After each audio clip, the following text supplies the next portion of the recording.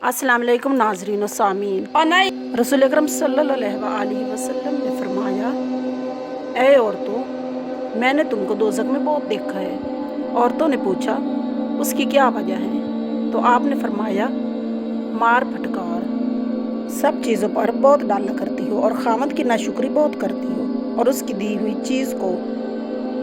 और रसूल अकरम सल्लल्लाहु अलैहि वसल्लम के सामने एक बीबी ने बुखार को बुरा कहा, तो आप सल्लल्लाहु अलैहि वसल्लम ने फरमाया कि बुखार को बुरा मत कहो, इससे गुनाह माफ़ होते हैं। और फरमाया रसूल अकरम सल्लल्लाहु अलैहि वसल्लम ने बयान करके, रोने वाली औरत अगर तौबा ना करे तो क़यामत के रोज़ उसी हालत में खड़ी होगी कि उसके बदन पर कुर्ते की तरह एक रोगन लिपटा जाएगा जिसमें आग बड़ी जल्दी लगती है, और कुर्ते ही की तरह तमाम बदन में खारिश भी होगी। यानी उसको दो तकलीफ़ें होगी, खारिश से तमाम बदन नोच डालेगी और दोज़ख की आग लगेगी, वो अलग।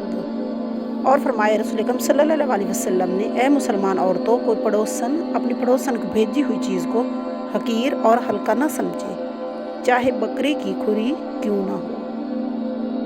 बाज़ औरतों में ये आदत बहुत होती थी कि दूसरे के घर आती हुई चीज़ को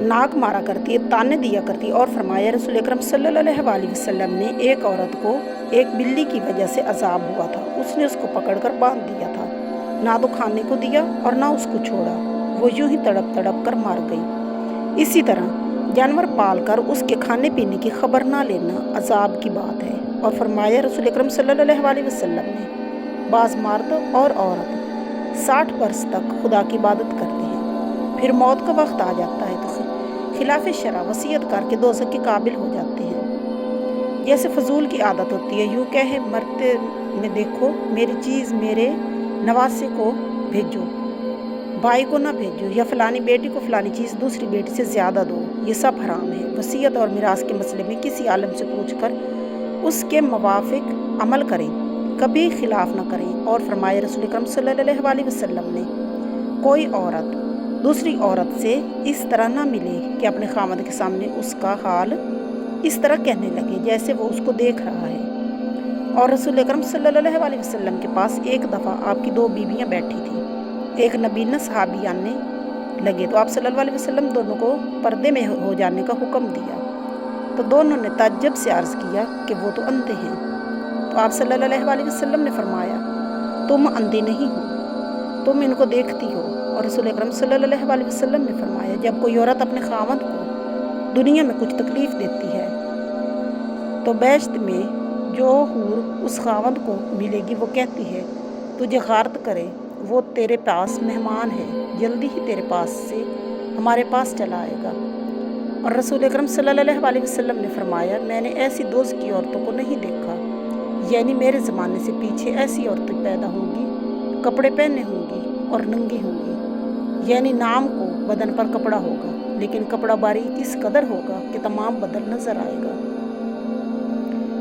और उतार कर बदन को मटका कर चलेंगी, और बालों के अंदर या कपड़ा देकर बालों को लपेट कर इस तरह बांधेंगी जिससे बाल बहुत सारे मालूम होंगे, जैसे ऊँट की कोहान। ऐसी औरतें बेश्त में ना जाएंगी, बल्कि उसकी खुशबू भी उनको नसीब ना होगी।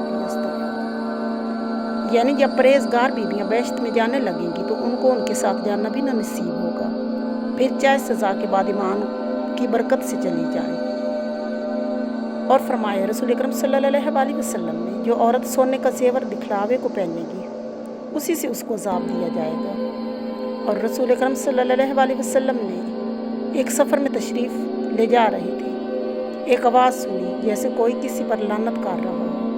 आप सल्लल्लाहु अलैहि वसल्लम ने पूछा, ये क्या बात है?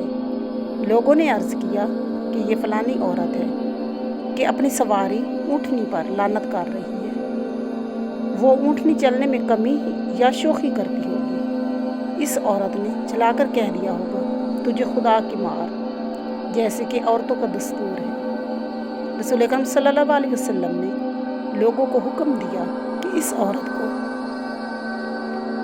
इसके असबाब को इस ऊँटनी पर से उतार दो, ये ऊँटनी तो इस औरत के नज़दीक लानत के काबिल है, फिर इसको ये काम में क्यों लाती है? अस्तग़फ़ुर। सल्लल्लाहु अलैहि वसल्लम।